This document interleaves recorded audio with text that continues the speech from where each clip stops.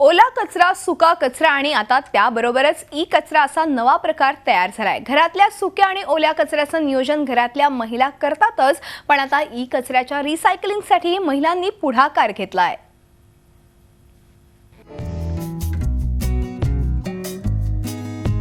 E कचऱ्याचं करायचं काय याचं उत्तर मुंबईतल्या काही महिलांनी एकत्र येऊन शोधलंय। त्यासाठी त्यांनी इकोरॉक्स या सामाजिक संस्थेची स्थापना केली आहे। इकोरॉक्सच्या सदस्य महिला घरोघरी आणि विविध कार्यालयांमध्ये जाऊन ई कचरा गोळा करतात। आधाता ट्रस्ट, गुरु नानक महाविद्यालय, टाटा समाज विज्ञान संस्था यांच्या मदतीनं हे काम सुरू आहे। आम्ही मेनली आता 2 प्रोजेक्ट घेतले आहे। एक बायो कंपोस्टिंग पिट म्हणजे वेट आणि ड्राय वेगळं करायचं, आणि वेटचं आम्ही कंपोस्टिंग करतो। त्याच्यासाठी आम्ही सोसायटीज कॉन्टॅक्ट करतो। Women force from various societies त्यांना आम्ही कॉन्टॅक्ट केलं आणि आम्ही ई वेस्ट ड्राईव्ह घेतलं। माटुंगा, चेंबूर, सायन हे 3 एरियातले आम्ही अराउंड 40 सोसायटीजला कॉन्टॅक्ट केलं होतं, आणि तिकडून सर्व लेडीजनी आम्हाला सपोर्ट देऊन आम्ही e waste collection around more than 700 kg collect केलं आहे। आमचे मोठे छोटे आणि सर्व जे वृद्ध आहे ते लोकला पण माहिती पडलं आहे की ई वेस्ट काय आहे, कारण आम्ही सर्वकडे डब्बे ठेवले आहे आणि पिक्चर्स ठेवले आहे। तर ते पिक्चर्स बघून बघून ते मुले लोक बी आमच्याकडे येते की घ्या घ्या दादी, नानी नानी घ्या घ्या, मम्मी मम्मी घ्या घ्या, तुम्ही हे डब्बामध्ये टाका।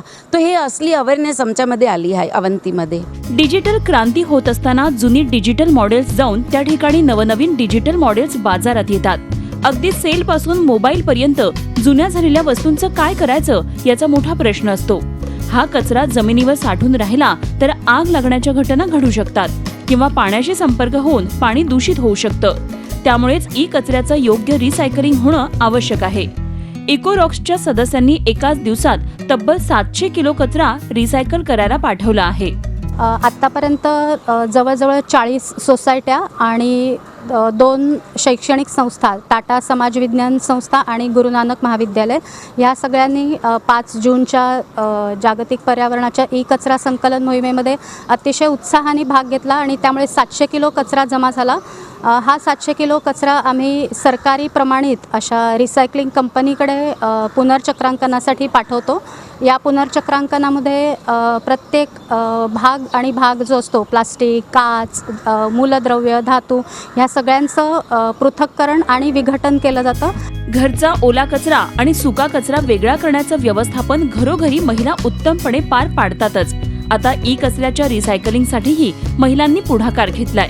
गरज आहे ती त्यांच्या प्रयत्नांना साथ देण्याची। प्रशांत अंकुशराव सह ब्युरो रिपोर्ट, झी मीडिया, मुंबई। झी 24 तास रहा एक पाऊल पुढे।